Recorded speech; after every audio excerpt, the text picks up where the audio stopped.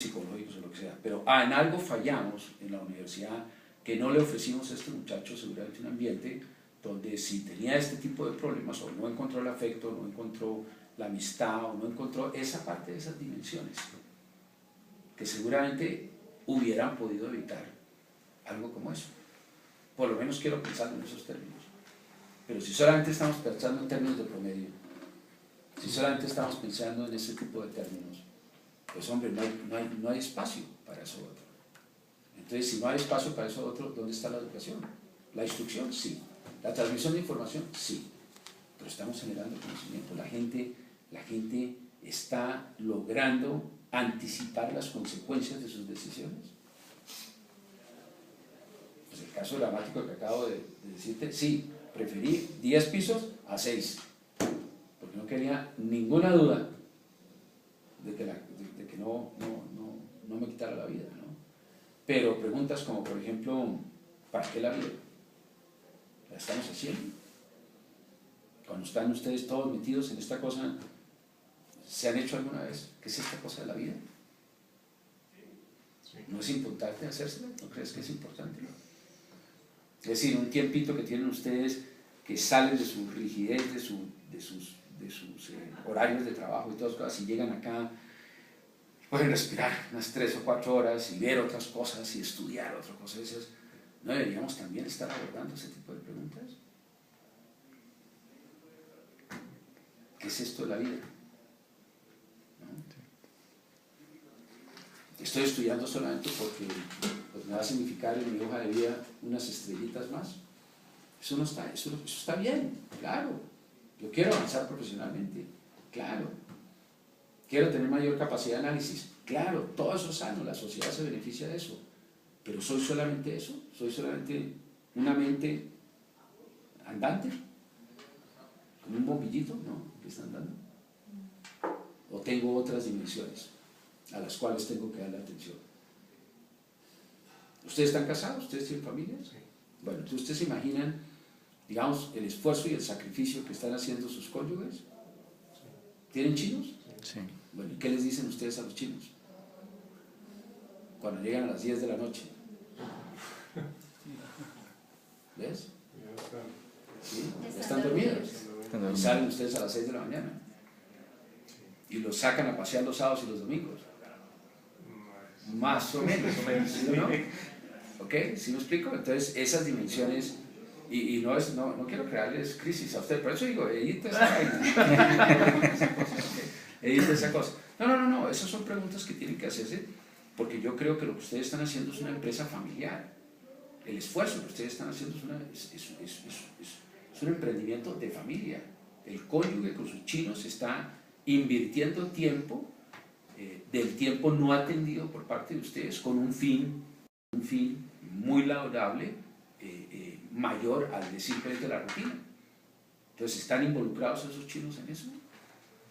Cuando al EMBA traemos las esposas y los hijos, o los esposos y los hijos, que los traemos a los 4 o 5 meses que están acá, ¿no? Entonces les damos un paseo por la universidad, se les ofrece un chocolate, todo ese tipo de cosas, chocolate santafereño. Y entonces con mucho orgullo estos estudiantes pues les cuentan a sus hijos lo que están viendo y sienten, y mi hijo, yo quiero que usted venga a estudiar aquí. Y entonces los chinos, por ejemplo, muchos dicen, bueno, ya entiendo qué es lo que estás haciendo acá, papá, ¿no? O mamá, porque pues son mamás, etc.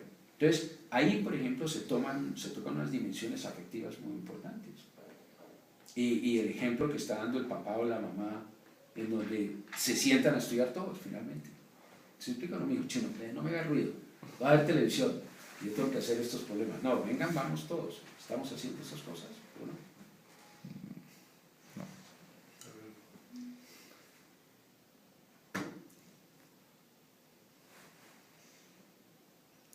Buena pregunta.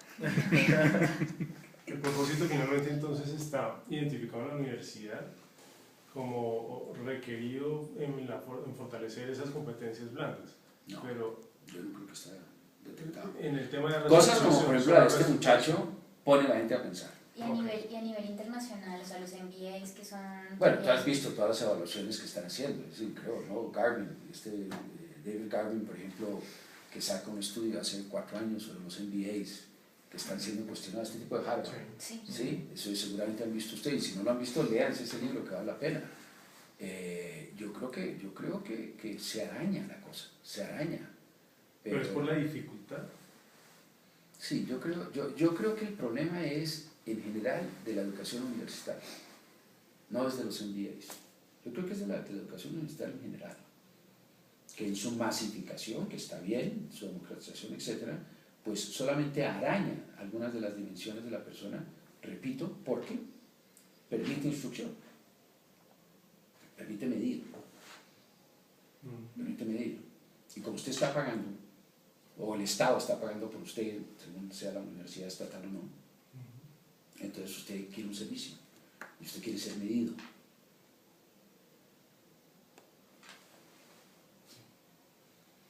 Ahora, si dentro de eso puede uno cuestionarlos a ustedes y hacerse preguntitas, porque mutuamente nos estamos haciendo preguntas, pues tanto mejor. Pero eso no lo sabemos hacer bien, la universidad no lo sabe hacer bien. No lo sabe hacer bien, pero tiene que moverse hacia allá, porque la instrucción no basta. La instrucción no basta, ¿no? Nada más que eso se vive en la calle. Sí, sí. Pero debes diferenciarte del hombre común y corriente simplemente porque eres un cerebro andante. ¿La sociedad acaso no pone unas expectativas muy altas sobre la persona educada? ¿Educada? Ah, doctor, bueno, aquí nosotros siempre, pues, doctor Parrillo, doctor Pau y doctora, ¿no? Eso quiere decir que hay una expectativa social sobre eso. Y no es una expectativa más allá, es simplemente el cerebro andante. No estamos pidiendo también que sea una persona emocionalmente encauzada, que tenga una sensibilidad social, que si va a tener 5.000 personas a su cargo, pues piense que esas personas tienen corazoncito, que tienen sentimientos, que tienen mente, que tienen manos también, no solamente manos, sino solamente mente. Entonces estamos esperando del directivo que tenga una serie de dimensiones mucho más amplias.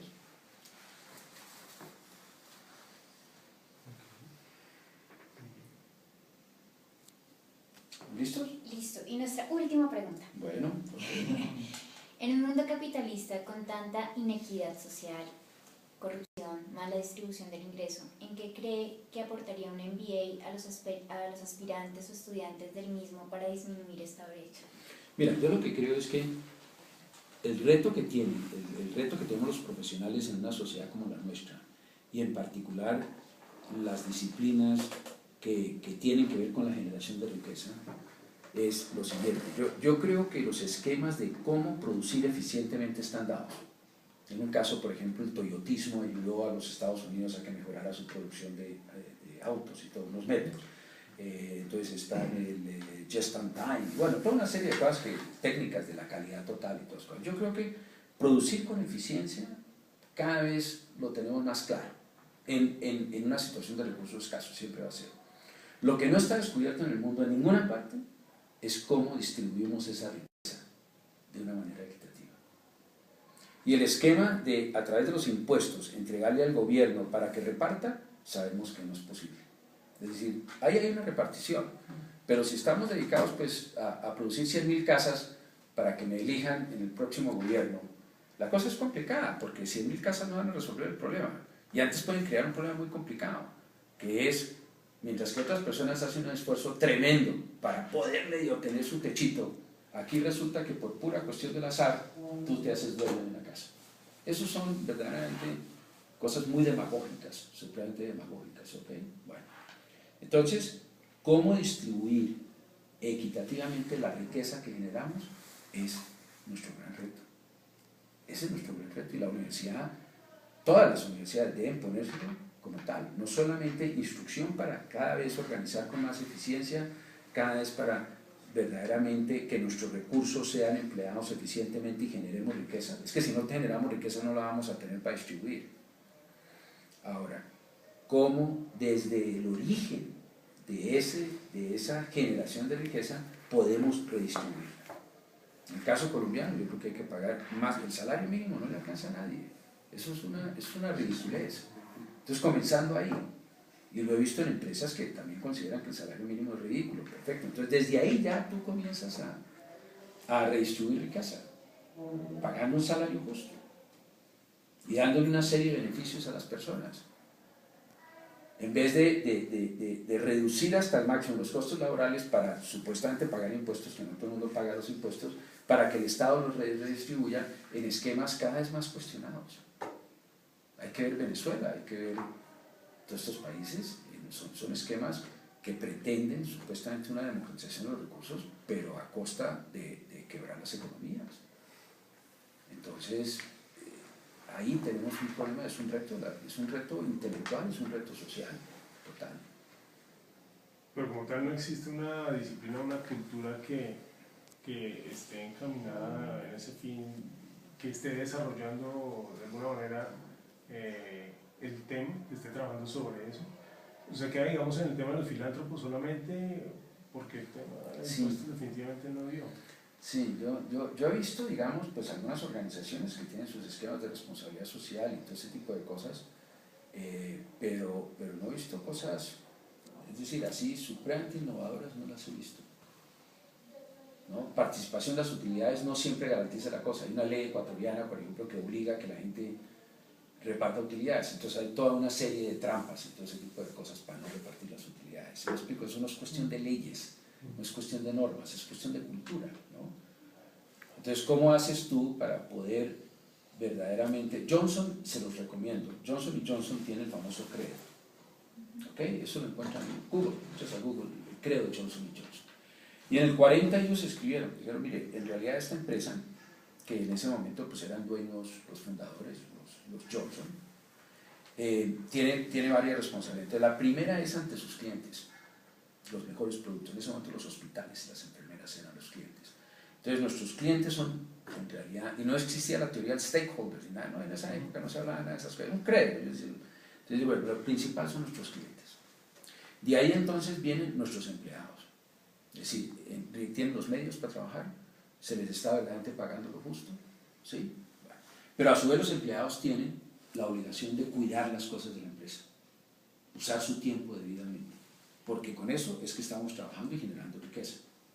Luego tenemos unas obligaciones con la comunidad, porque donde están nuestras plantas, etcétera, nos están acogiendo. Entonces no podemos contaminar el agua, no podemos hacer todo este tipo de cosas, ¿ok? Bueno. Luego dice, hay una responsabilidad de los ejecutivos, que son los que tienen que tomar las decisiones más digamos, delicadas, etc. ¿Están ellos a la altura con su ejemplo de lo que pretendemos con todas estas cosas? Y finalmente, y luego dice, y tenemos una responsabilidad con el futuro, que es de nuestras ganancias, apartar lo suficiente que nos permita un crecimiento sostenible en el tiempo. ¿Ok? Que es reposición de equipo, mantenimiento y todo. Y luego sí, entonces repartimos lo justo a nuestros dueños. Están en la última parte. Están en la última parte. Lo justo. Entonces, lo cumplen. Y lo cumplen. Pues Johnson pues ya tiene más de 100 años. Entonces, hay organizaciones en ese sentido. Y bueno, tiene una cosa de bonificaciones, todo ese tipo de cosas, pero seguramente no tiene participación en utilidades y ese tipo de vainas. Aquí Carulla, antes de que lo comprara Vivero, durante 30 años desarrolló una filosofía. Había una legislación aquí, seguramente ustedes no la conocieron, que a los 10 años, la empresa, antes de que existiera Seguro Social y todas las cosas, a los 10 años, si alguien lograba 10 años en la organización, la empresa tenía que darle todas las prestaciones de jubilación y todo este tipo de cosas. Entonces, ¿qué hacían las empresas? ¿Qué te ocurre? Lo votaban antes. Claro, a los 9 años, ¿no? 11 meses, 4 días, para afuera. Carulla era la única, Carulla fue la única que cogía al tipo que duró 10 años y decía, bueno, si usted aguantó con nosotros 10 años es porque usted sí entiende nuestra filosofía, entonces queremos que usted permanezca. ¿Quiere unas acciones? Y le dan las acciones. ¿Lo comprometemos más? ¿Sí? Entonces ha habido ese tipo de intentos, yo creo en eso, yo sí creo en eso. Pero comencemos, es decir, comencemos con pagar verdaderamente salarios dignos ahora. Salarios dignos.